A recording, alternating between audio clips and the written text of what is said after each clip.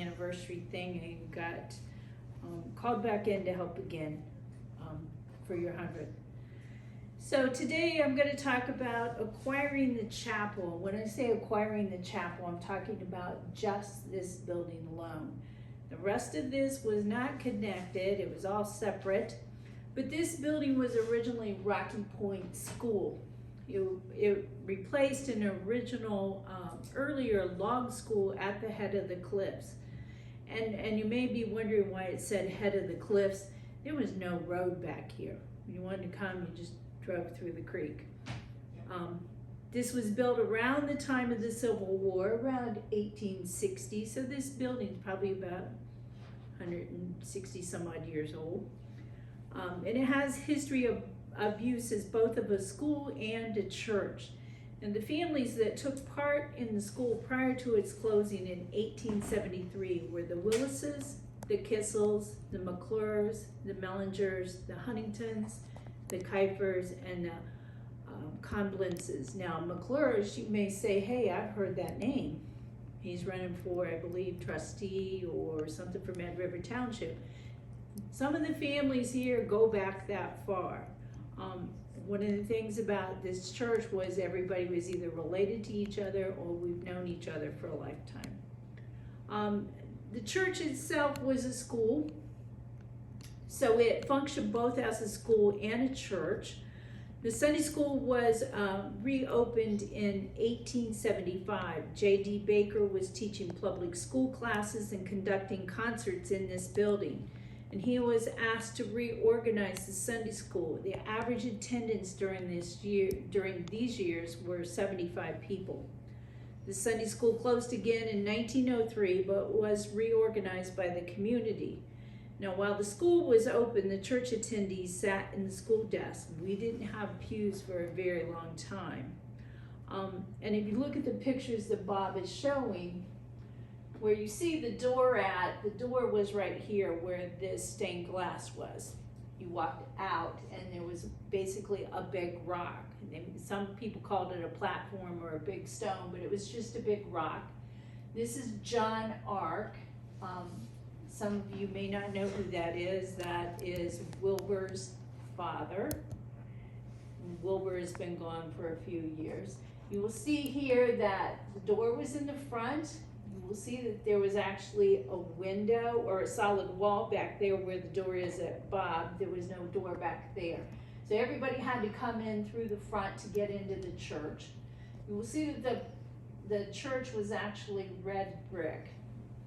They actually put paint over it. The brick was very chalky. The number one goal of every mother was not to have her child touch the brick before they got done with church, because you had the red dust on your clothes, and it would not go away. This is a picture of the church where you can see that the Sunday school was built. Bob's going to talk about that later. That's where the barracks came from after the war. Here is 1963. This is when they turned the church around. So they boarded up the door. They put the door in the back so people could start coming in there. And you'll see that this part down here where the white rail is, you'll see that the door goes down. That, of course, is where the furnace still sits. Yeah. You're walking on it. Oh, yeah, I am. I'm walking on the furnace. And there's not much room down there. We can say that there's not much room down there and there's not much room in the crawl space, or if somebody flips the bell over and you have to go up in the bell tower, there is not much room up there either. So in November 1921, the Mad River Special School District held an auction to sell the Rocky Point building. The reason why they were selling the church was that Oak Grove had just finished being built. So there was no need to use this building anymore for a school, or for a church, school, sorry. So one of the bidders wanted to make it a home, and when he found out that the Sunday school class was wanting to buy it, he quit bidding. There was a lady by the name of Nora Gray who started singing a hymn during the auction, and everybody else at that time that was trying to bid on the property just quit.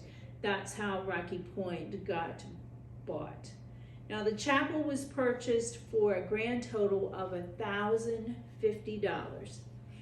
Now, you gotta remember that's 1921. If we would take that money and make it a 2021 equivalent, 100 years later, it would be $16,090.81.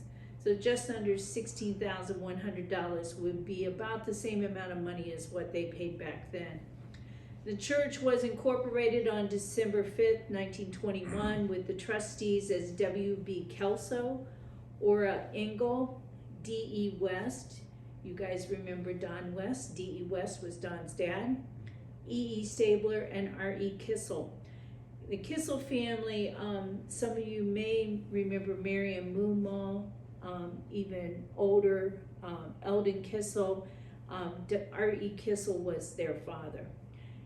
When they bought the church, they paid $900 in cash, which was quite a bit of money back then. They financed $150 on December 30th, 1921. They had 12 months to repay the $150 plus 6% interest. So they had to pay $159 total. That was their loan. The loan receipt was actually paid in full in a year. And how did they pay for it? They did fox hunts. They did box socials. They did clay bird shoots and ice cream socials.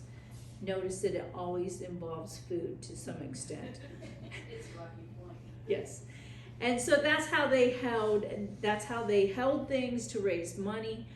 They would sell sandwiches outside the windows. They would do all kinds of things to get the chapel. So that's how this chapel was actually purchased. There are many things that they did to it later, like the tin ceiling was done later. They did many things later after they got it, and it did not grow real fast when they first got it. You gotta think in the 20s, life was not prosperous. The 30s were the Depression, so things were tough times, but they persevered, and that's how the chapel came to be. Thank you.